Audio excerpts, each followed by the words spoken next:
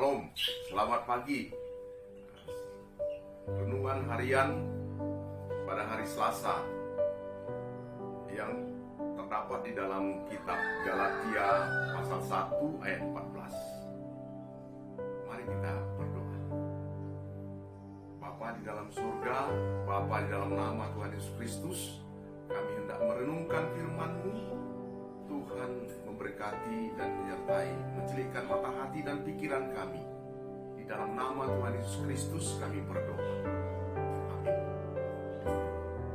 Ayat nas yang menjadi renungan kepada kita terdapat di dalam Galatia 3 ayat yang ke-9 yang berbunyi demikian. Jadi mereka yang hidup dari iman, merekalah yang diberkati bersama-sama dengan Abraham yang beriman itu. Bapak Ibu saudara-saudara, kalau kita melihat bahwa Abraham tidak hanya mengalami berkat-berkat rohani dari janji Tuhan, tetapi dia juga diberkati dengan berkat-berkat jasmani, yaitu dengan harta yang melimpah oleh karena kesetiaan dan ketaatannya kepada Tuhan. Apa yang dialami oleh Abraham ini ternyata juga dapat kita alami sebagai anak-anak Tuhan.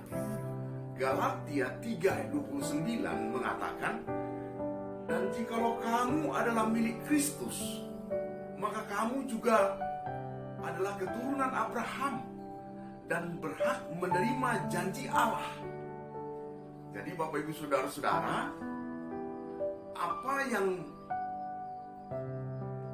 didapati oleh Abraham, berkat-berkat dari janji Tuhan, juga ternyata bisa kita miliki.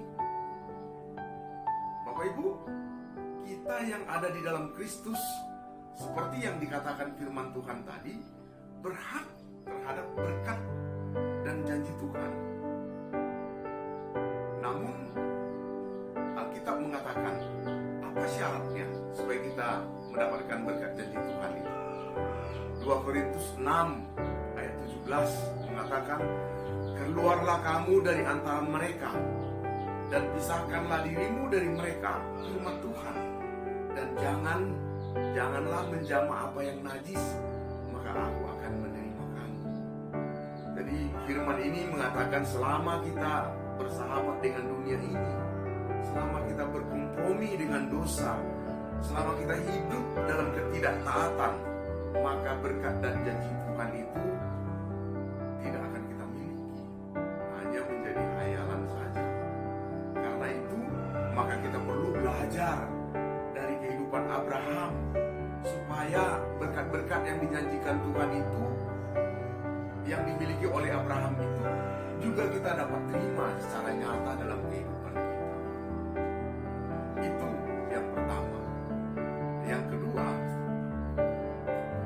apa rahasia daripada berkat Abraham? Kita bisa melihat, Bapak Ibu saudara-saudara, bahwa Abraham sangat mengasihi Tuhan. Dia menempatkan Tuhan lebih daripada segalanya. Dimanapun dia bertemu dengan Tuhan, dimanapun dia mengalami perjumpaan dengan Tuhan, maka Abraham mendirikan mezbah Allah. Dia melakukan ritual penyembahan kepada Tuhan. Mezbah itu berbicara tentang ibadah kepada Tuhan. Mezbah itu berbicara tentang relasi, hubungan kita kepada Tuhan. Sehingga 1 Timotius 4 ayat 7 dan 8 mengatakan, latihlah dirimu beribadah. Latihan badani terbatas gunanya, tetapi ibadah itu berguna dalam segala hal, karena mengandung janji baik untuk hidup ini maupun untuk hidup yang akan datang. Bapak Ibu saudara-saudara, itu rahasia kedua. Bahwa oleh sebab itu, maka pertanyaan kepada kita adalah, sudahkah kita beribadah dengan Tuhan dengan sungguh-sungguh? Atau jangan-jangan ibadah kita hanya ibadah rutinitas sehari-hari? Sudahkah kita mendirikan mezbah Allah seperti yang didirikan Abraham? Dia mendirikan mezbah Allah di Sikem dalam Kejadian 12 ayat 7. Mezbah Tuhan di Betel dalam Kejadian 12 ayat 8. Mezbah Tuhan di Hebron Kejadian 13 ayat 18. Dan mezbah Tuhan di Gunung Moria Kejadian 22 ayat 9. Dia memiliki relasi yang begitu intim bersama-sama dengan Tuhan. Bahkan kita bisa melihat dia rela mempersembahkan anaknya yang sangat dia kasihi, anaknya satu-satunya, kepada Tuhan karena kecintaannya kepada Tuhan. Bapak Ibu saudara-saudara, kita bisa melihat bagaimana Abraham sangat mengasihi Tuhan. Dia menempatkan Allah di atas segala-gala dalam kehidupannya.